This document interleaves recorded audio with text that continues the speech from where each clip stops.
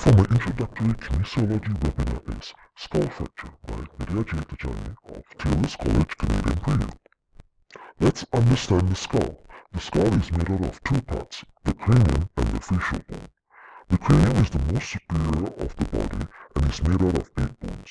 The facial is made out of 14 bones and is towards the anterior frontal of the cranium.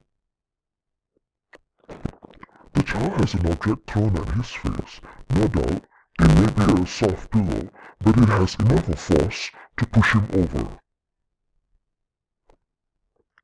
If that hurts, what about this? This video shows that an American footballer being hit in the head by another footballer and knocks him over on the floor. Besides that, there are other sports such as skiing, rock climbing, skating, and playing football that can cause such injuries. Let us review at the types of fractures. Closed fractures. This image shows a transverse cut of the skull. The area displays the skin that covers the fracture area is not broken or cut. A depressed fracture refers to a fracture that causes the skull, in this case, to be indented into the brain cavity. A basal fracture. It occurs in the floor of the skull, the area around the eyes, the ears, the nose, or the back near the spine. An open fracture, on the other hand, also known as a compound fracture, occurs when the skin is broken and the bone emerges. As you can see from the x-rays here, the bone is clearly protruding out from the skull. We will be specifically examining closed and compressed fractures. The blow to the head, such as by the footballer in the video, can cause minor to severe fractures to the bone of the skull.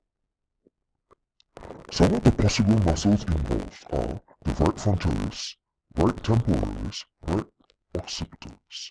Some of the major muscles of the cranium are the frontalis, temporalis, and occipitalis. These muscles will be directly affected when obtaining a blow to the head. The frontalis controls the facial expressions.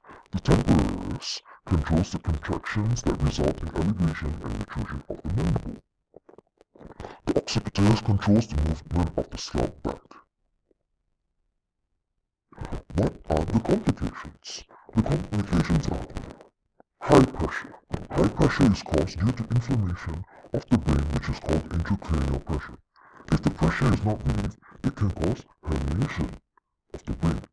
This happens when there is not sufficient space for the brain to expand, which results in the brain being pushing downwards into the brainstem and the spinal cord. Due to the pressure in some cases, a section of the cranial bone is removed to prevent any further stress to the spinal cord.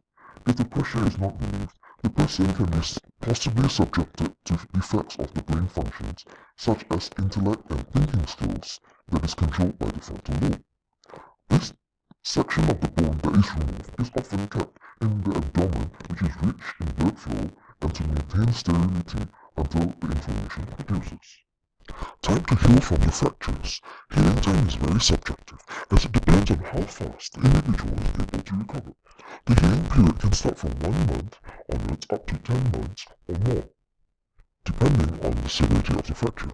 Resting and recovering in the intensive unit care from the compressive craniotomy or at home is essential to recover from the skull injury. Many less severe cases will end up with a neck brace or a bandage on the head. Most cranial skull-related fractures have very minimal amounts of physiotherapy required, as there are not many muscles that surround the cranial bone as compared to the other parts of the body, which require physiotherapy to heal. In summary, the skull bones that are classified as flat bones are one of the most important bones in the body, as they can directly affect all parts of the body. My references are as below stated. Thank you for listening, and I hope you take care of your skull. Have a good day.